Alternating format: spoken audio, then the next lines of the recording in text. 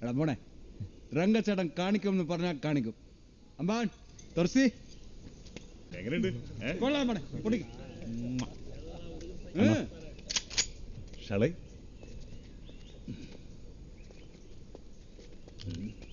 അണ്ണാ ready.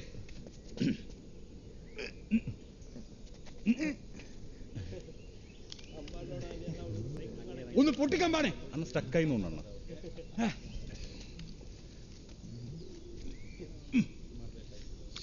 Use ചെയ്യാത്തോണ്ടേ. എടാ മോനെ, ഞാൻ വേറെ